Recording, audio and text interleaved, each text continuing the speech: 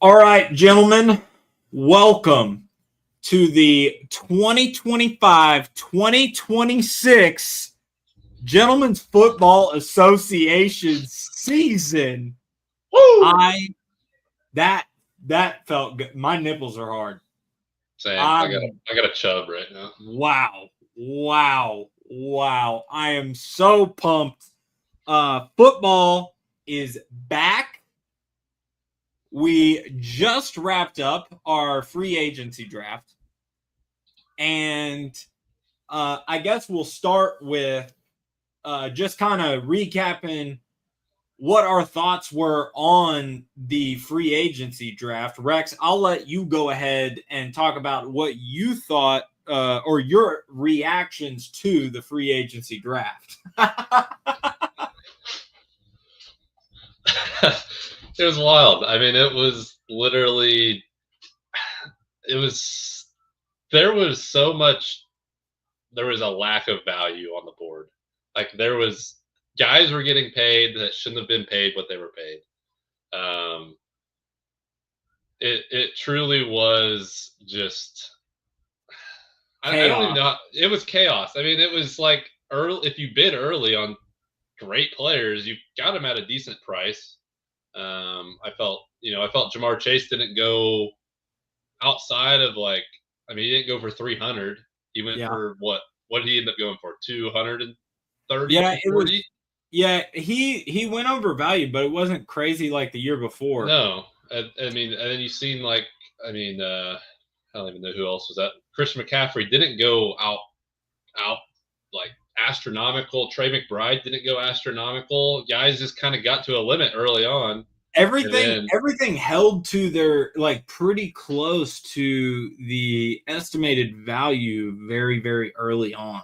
Yes. And then it got crazy. It got nuts whenever guys are like, oh shit, I didn't spend $200 on Christian McCaffrey. I got to go spend 120 on I don't even know. I mean, who's probably spent some late money. I mean, DJ Moore went for 118.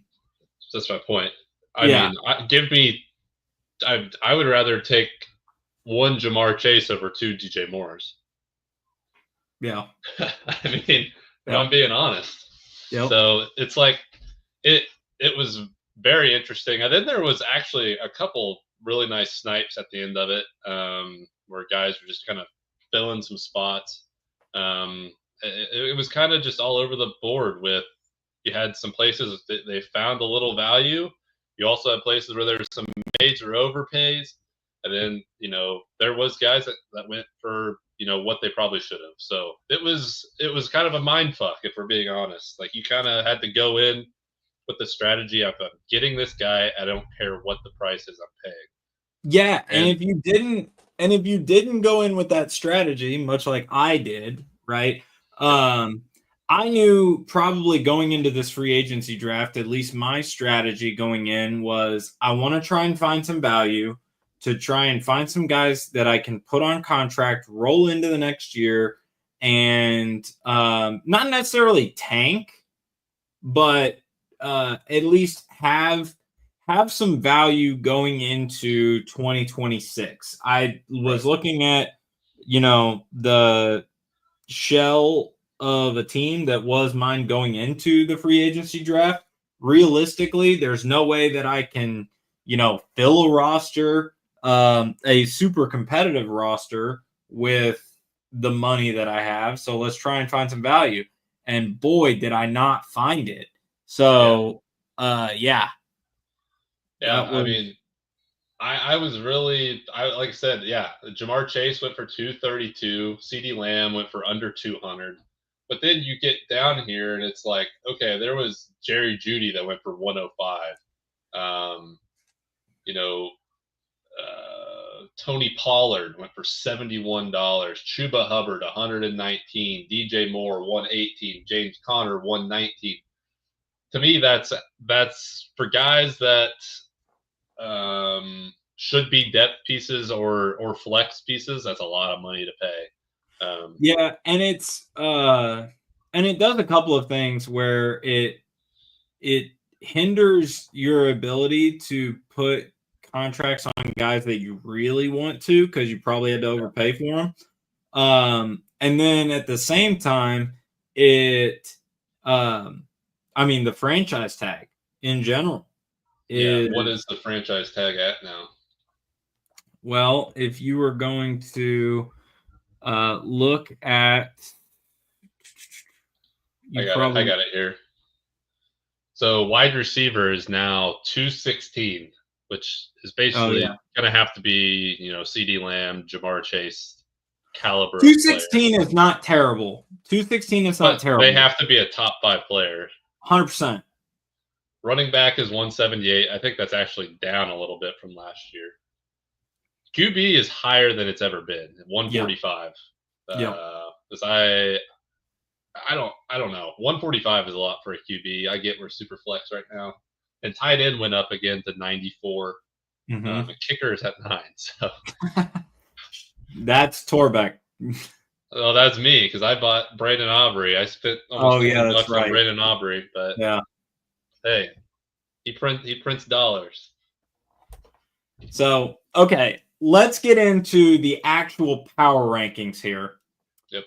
Now we're going to do it a little bit different with these being preseason rankings. To go out and say this guy is the preseason number 1. I could probably throw in, throw a guy at number 1, but we were talking prior that there's really about 3 tiers of where these teams are at in terms of how we think they'll end up finishing. So we'll start with the bottom tier. So we're going to start with Lutz naturally. So Lutz is better than last year. That was not hard to do.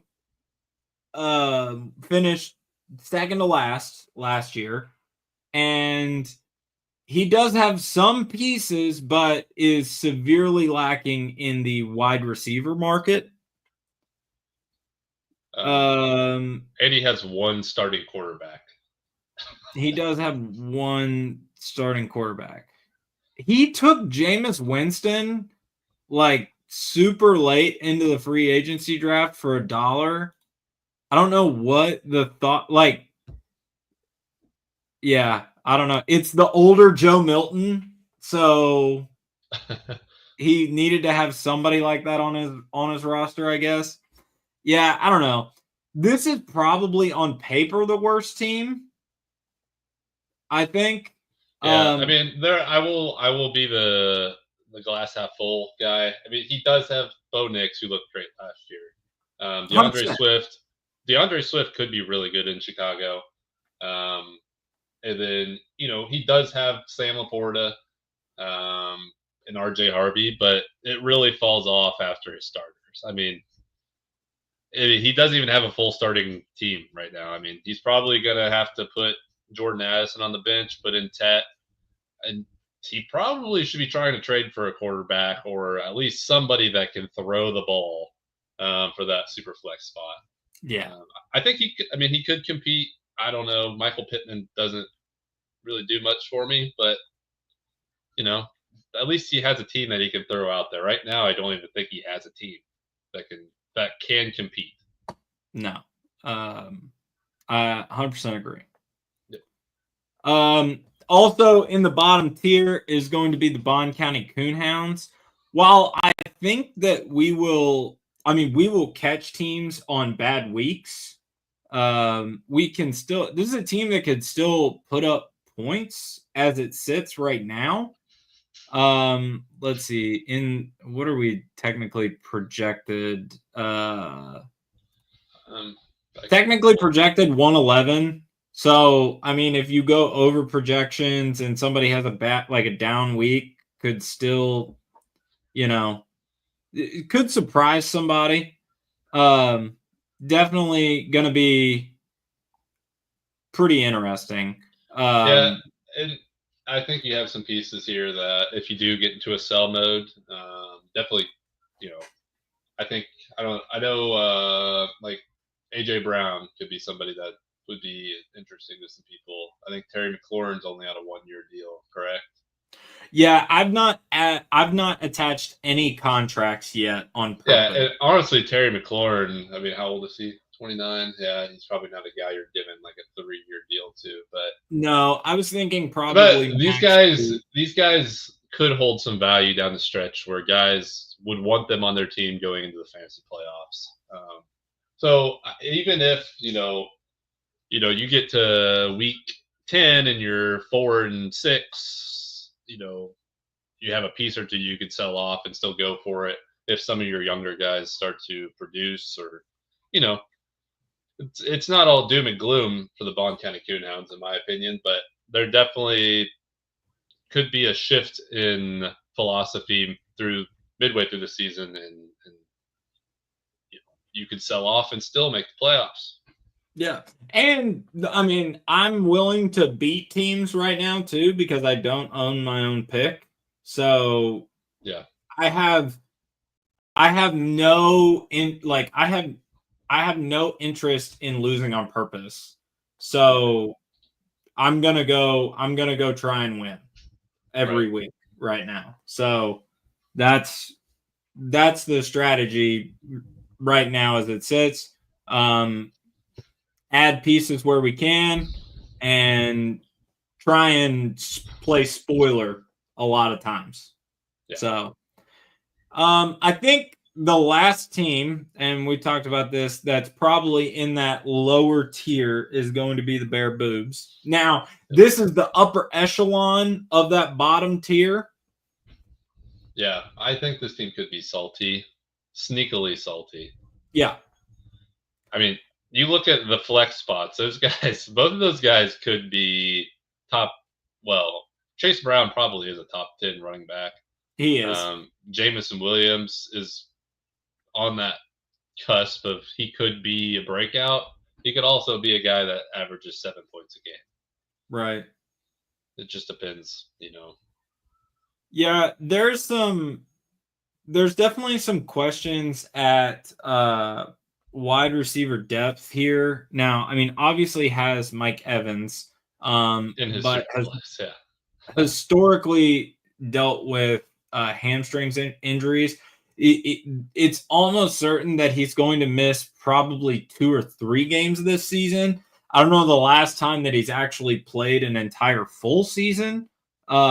He still will get 1,000 yards because he's had 1,000 yards for the last 11 years or whatever that he's been in the league. But that could hurt him in certain weeks where he needs wins.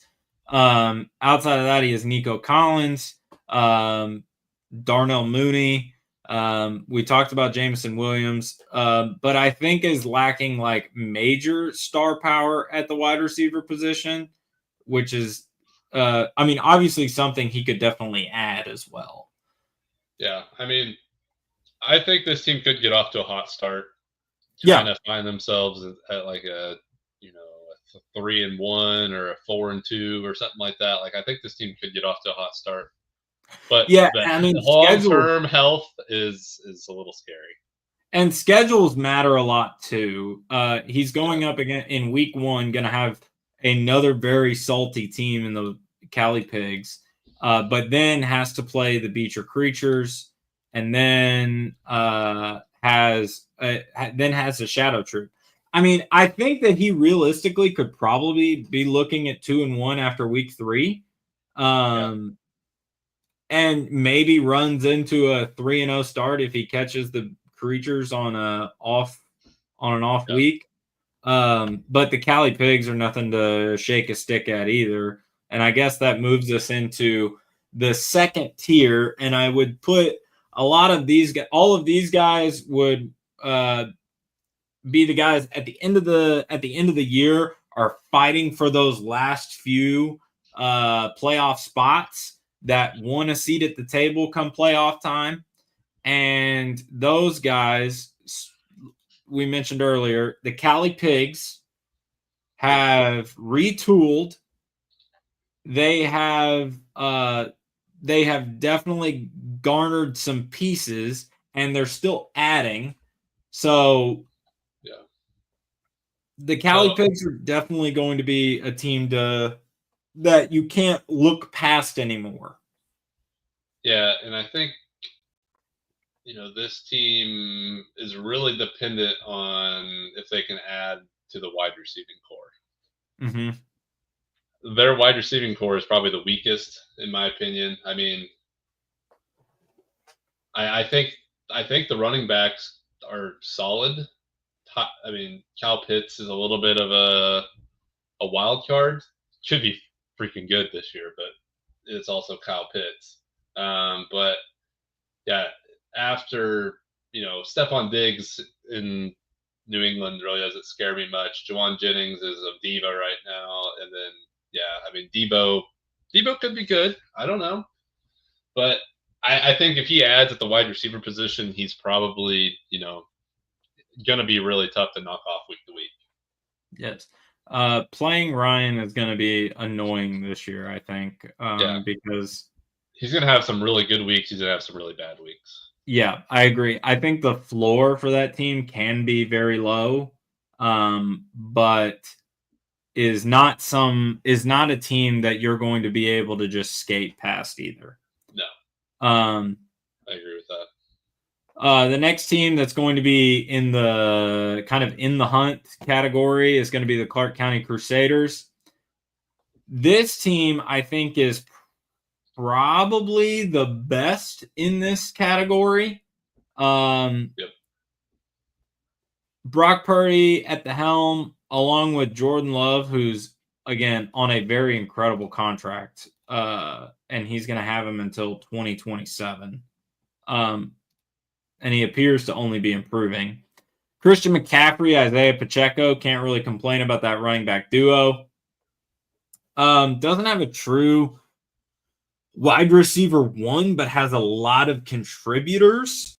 This is what I love about this team is they have pieces of the 49ers offense that are going to be used the most.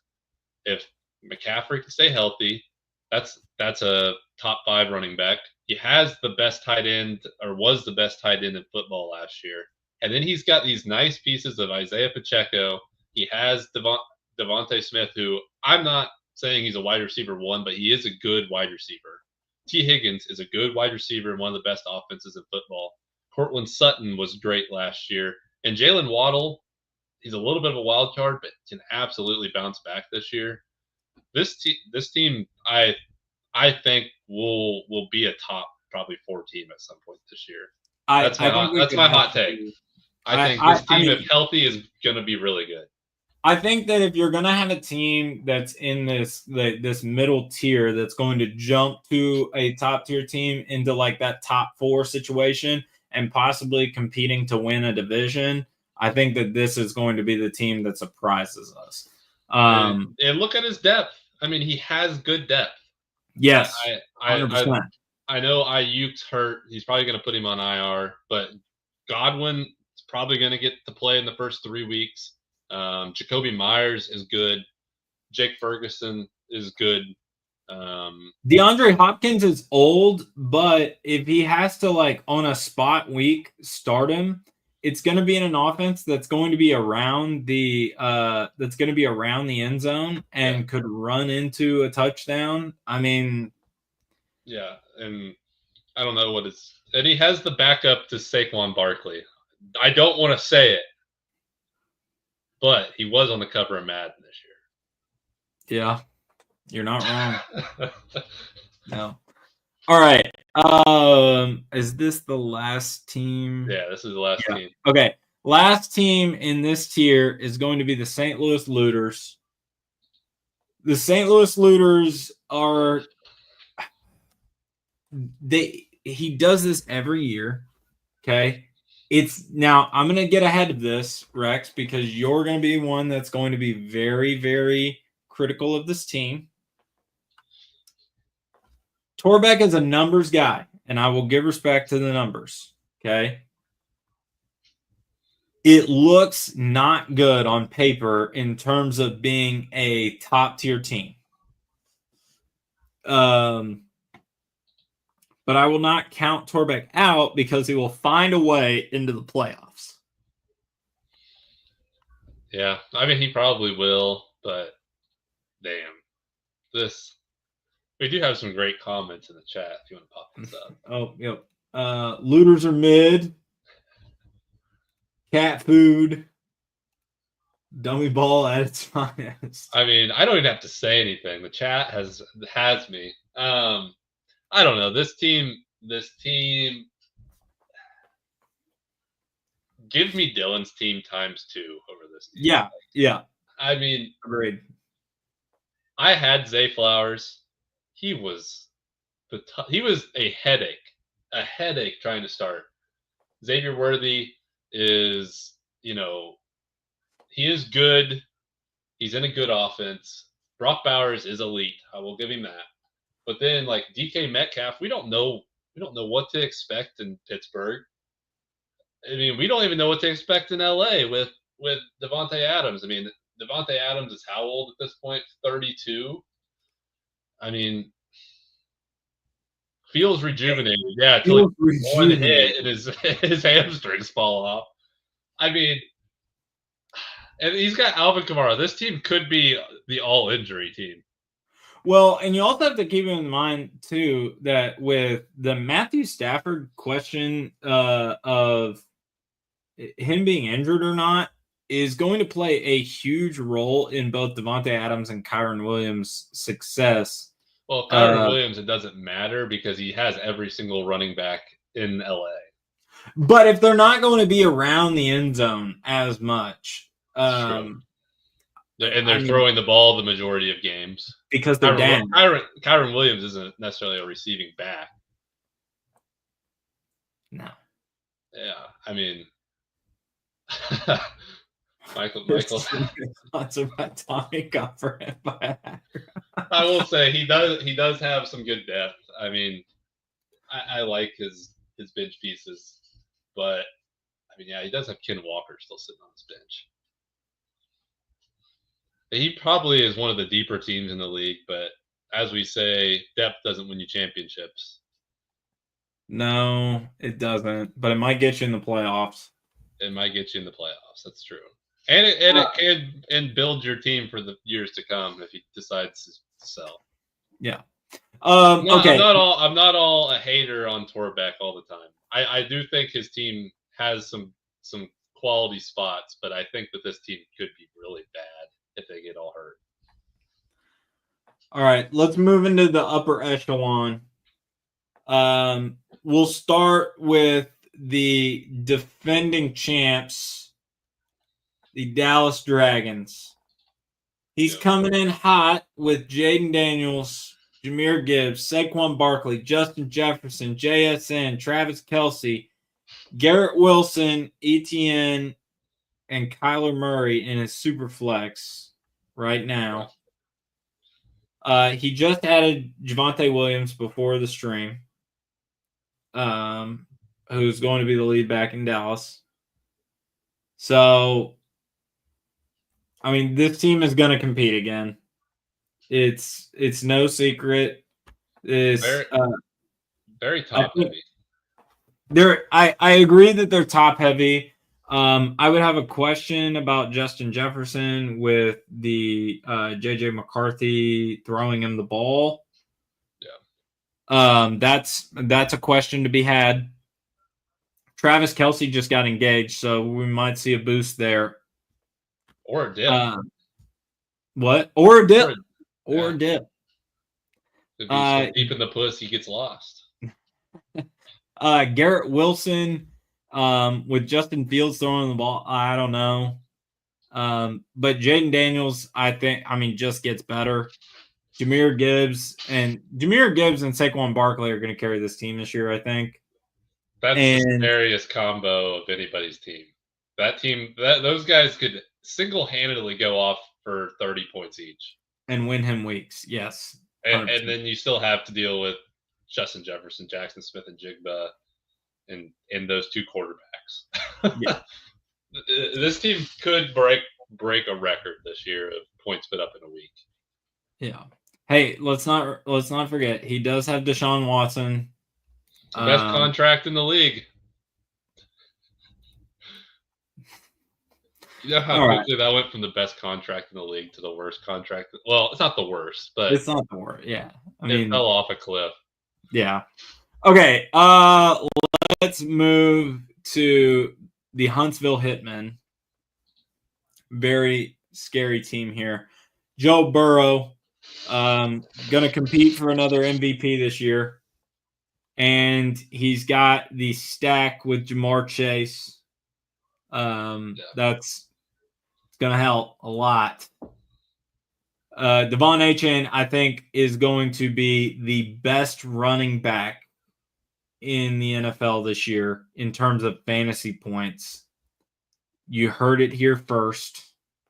I think Achane is, if all goes to plan in Miami, I think that Achane is a league winner this year. I think he has a tough time staying healthy. I don't like that he's already having calf issues before the season. That usually leads to a torn Achilles. I mean, yes, if he gets hurt, yes, he won't be a league winner. But this guy, I think, yes, Jamar Chase and Joe Burrow are going to be very good for him. I think That's the that's his X factor, in my opinion. If Achane is on and is healthy, this team is elite. yes, If 100%. he loses one of those three guys, this team quickly crumbles. Yep. Yeah, I'll agree with that. As Brees Hall, in my opinion, and Caleb Williams aren't gonna. I mean, I hate to say this because I do like Michael's team, but he has had some pretty shit luck over the years. And he's got some depth too. Yeah. Which is also very, very important. He has Shadur. He does have Shadur. But I love Cedric Tillman. This is a really good get by him and an incredible contract, honestly. Yeah, 25 years old. That's a good deal. Yeah. So I think that this is one of the best teams. It's probably top two. I don't know if it's one or two, but this is probably one or two for me. All right. Now we need to move to the Tennessee Colonels, who are also I will say, in my opinion, this is the best team, and I hate saying it, but I like this team more than I like Michael's team. I mean, I can see why. You have Josh Allen and you have Lamar Jackson. That's playing every week for you. Yeah. Josh Jacobs, I will see in Green Bay, but James Conner is a producer. CeeDee Lamb, all they do is throw in Dallas. This is going to be, I think. I really wanted CD going into the draft, but when I saw the way it was going, I saw that I'm not going to be able to spend $170 on every guy and still be able to field an entire team. So,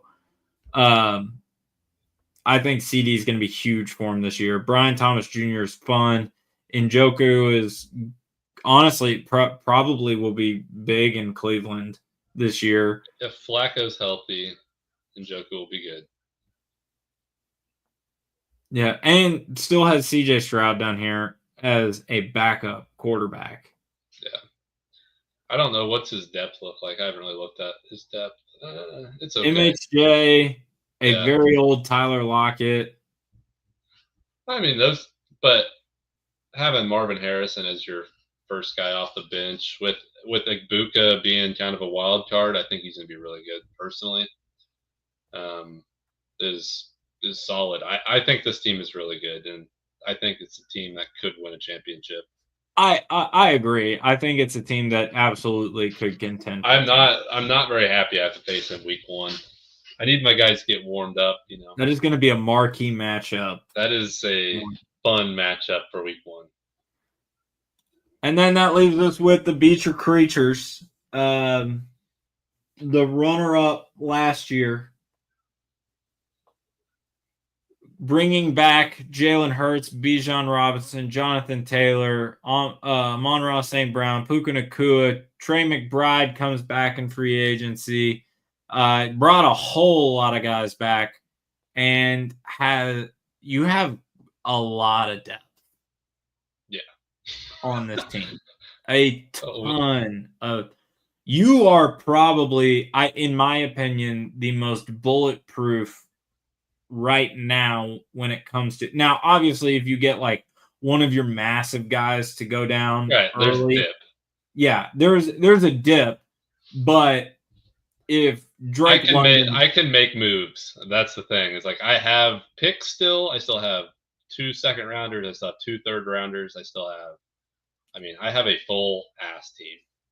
Yeah, you just don't have a first rounder. Which I gave up for Pearsall, which I think is going to work out. But I'm fine. I'm still fine in my wide receiver room if I lose Pearsall. What I would mainly probably have to add is like a running back. Yeah. If that's probably the only thing that I would be in the market for mid-season if I have to be. Sure. But no. All right, boys. There you have it. About 3 tiers of what we've got, or where we think the teams are going to end up at. I don't think that there's an awful team.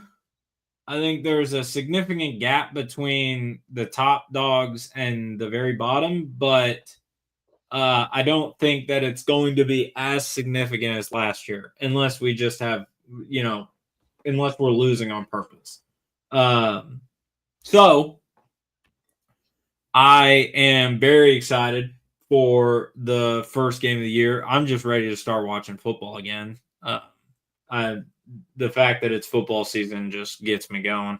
So we will see you all after week 1. I guess we could run. Yeah, let's do the week 1 matchups. Sure. Okay. Dallas Dragons, Bond County Coonhounds, probably going to give it to the Dragons.